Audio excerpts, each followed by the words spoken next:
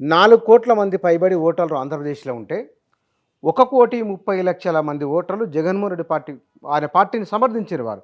సీట్లు తక్కువ వచ్చి ఉండొచ్చు. 1,50,00,000 మంది కొంత కాస్త లెక్క అటు ఇటుగా తెలుగుదేశం పార్టీ వైపు ఉన్నారు. ఇద్దరికి మధ్య ఉన్న వ్యత్యాసం 25 లక్షల ఓట్ల వ్యత్యాసం ఇద్దరికి కనబడుతున్నది.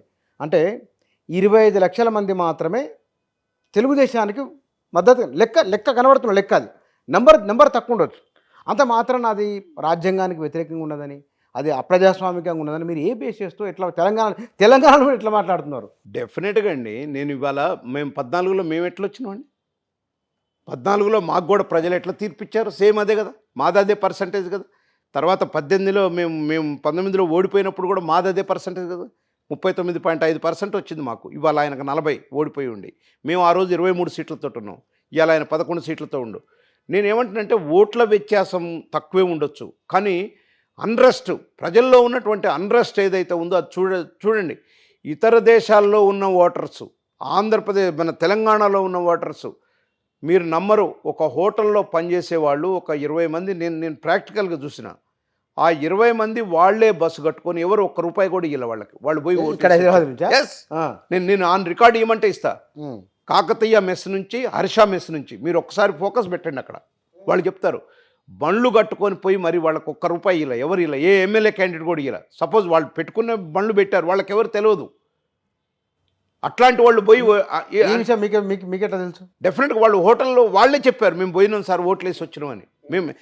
నేను ఆన్ రికార్డ్ చెప్తున్నాను. నేను విన్నాను వాళ్ళతోటి, సార్ మేము ఓట్లు వేయాలి సార్.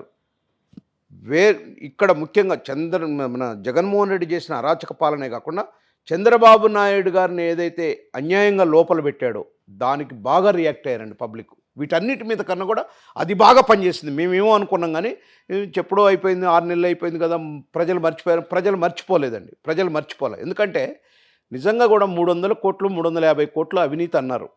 జగన్మోహన్ రెడ్డి ఏమన్నా ఆలోచించడానికి 1,40,000 కోట్లు ఆన్ రికార్డ్, సిబిఐ రికార్డు ఉంటేనే నీకు ఒకసారి 63 సీట్లు, ఒకసారి 151 సీట్లు ఇచ్చిండ్రు ప్రజలు నిన్ను నమ్మి.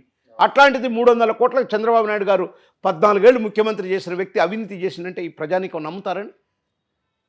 ఎక్కడున్నా సరే వాళ్ళ పార్టీ వాళ్ళే చెప్పారు చంద్రబాబు నాయుడు గారిని అనవసరంగా ఇది చేసినాం, ఆయన జోలికి పోయినాం అని. మీకు ఈ సందర్భంగా ఒకటి చెప్పదలుచుకోండి. మీకు ఈ సందర్భంగా కూడా ఎప్పుడైతే చంద్రబాబు నాయుడు గారు అరెస్ట్ అయినరో సిపిఐ నారాయణ గారు ఒక ఇంటర్వ్యూ ఇచ్చిండు. చంద్రబాబు నాయుడు గారి శని తీసి నువ్వు తగిలించుకున్నావు జగన్మోహన్ రెడ్డి అని. Yes, that is proved. ఎందుకు? ఎట్లా అంటే చంద్రబాబు నాయుడు గారు అనే వ్యక్తి 300 కోట్లకు చేయడు, నువ్వు అంతా వెండేట పాలిటిక్స్ చేస్తున్నావు, ఇట్లాంటి పాలిటిక్స్ కరెక్ట్ కాదు, ఇది నీకు శని పెట్టినట్టే అని చెప్పాడు ఆయన ఒక కాంటెస్ట్లో చెప్పొచ్చాడు దీనికి. అంటే అన్నెసరీ జరిగినటువంటి ఇష్యూని ఇది ఒక రకమైన కక్షపూరిత రాజకీయాలు చేస్తున్నావు, ఇది నీకే చుట్టుకుంటుంది అన్నాడు. అదే చుట్టుకుంది.